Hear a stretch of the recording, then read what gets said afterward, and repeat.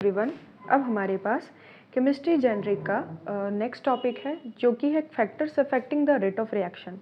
तो क्या क्या फैक्टर्स हैं जो रेट ऑफ रिएक्शन को अफेक्ट करते। तो पहले आप एक ग्राफ बना दें जिसमें देखें कि जैसे जैसे यहाँ पे एक साइड कंसंट्रेशन, एक साइड टेम्परेचर को लिया गया है, यहाँ पे रिएजेंट्स को लिया जा रहा है, प्रोडक्ट का फॉर्मेशन हो रहा है।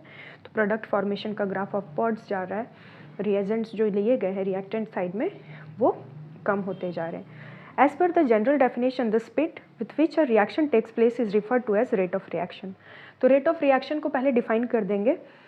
जिस स्पीड के साथ रिएक्शन होता है उसी को हम लोग रेट ऑफ रिएक्शन कहते हैं। जैसे कि अगर वुड का कंबशन हो रहा है तो वहाँ पे रिएक्शन रेट जो है वो प्रोसेस फास्ट है, लेकिन यहाँ अगर हम एक एग्जांपल लें रस्टिंग ऑफ आयरन का, मतलब आयरन में जंग लगना, तो वहाँ पे रिएक्शन का जो प्रोसेस है वो स्लो है, वहाँ पे रेट ऑफ रिएक्शन कैसा हो जाएगा, slow.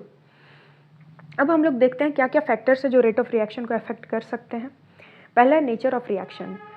The rate of reaction highly depends on the type and nature of the reaction. As mention earlier, two reactions are naturally faster and other while some reactions are very slow. जैसे अभी पहले हमने example बताया would का और rusting of iron का। तो nature of reaction पे भी डिपेंड करता है कि वो रिएक्शन कैसा होगा, फास्ट होगा या फिर स्लो होगा। Physical state of reactants, number of reactants, complexity of reaction and other factors.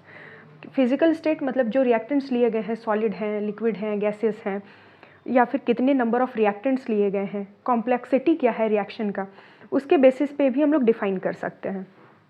Rate of reaction generally liquids में स्लोअर होता है गैसेस के कंपैरिजन में, और सॉलिड में स्लो होता है लिक्विड के कंपैरिजन में। तो मतलब सबसे अच्छा रिएक्शन गैसेस में होगा, उसके बाद लिक्विड में, उसके बाद सॉलिड्स में। ठीक है। अब इफेक्ट ऑफ कंसंट्रेशन क्या है, हमने कोलिजन थ्योरी को पढ़ा है। तो कोलिजन थ्योरी में हमें ये बताया जाता है कि जैसे अगर हम कंसंट्रेशन रिएक्टेंट का बढ़ाते हैं तो वहाँ पे रेट ऑफ रिएक्शन को the rate of reaction increase कर जाता है। ठीक है। As per the law of mass action, the chemical reaction rate directly proportional to concentration of reactant.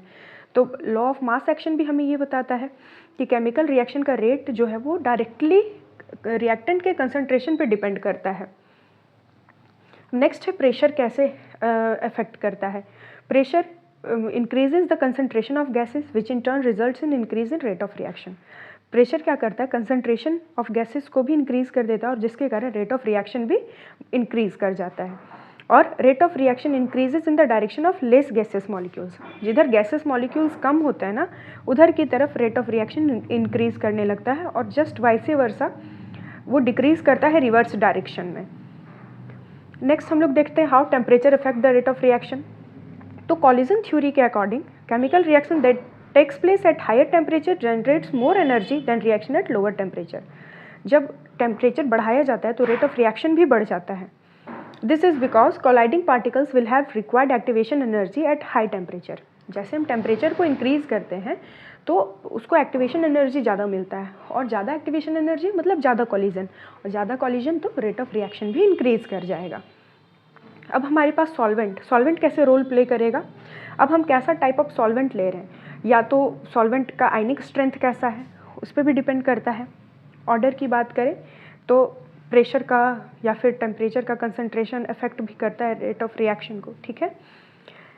Presence of catalyst की बात करें, कैटलिस्ट मतलब वैसा सब्सटेंस होता है जो कि एक्चुअली पार्टिसिपेट नहीं करता है रिएक्शन में, बट वो हेल्प कराता है रिएक्शन को फास्ट या स्लो कराने में। ठीक है। तो उसके बेसिस पे भी हम लोग बता सकते हैं कि रेट ऑफ रिएक्शन कैसा होगा। ये सारे कुछ फैक्टर्स थे जो रेट ऑफ रिएक्शन को बताते हैं, या ये फैक्टर्स हैं जो डिपेंड करते हैं कि रेट ऑफ रिएक्शन कैसा होगा। So thank you so much, पढ़ते रहिए, ऑल द बेस्ट।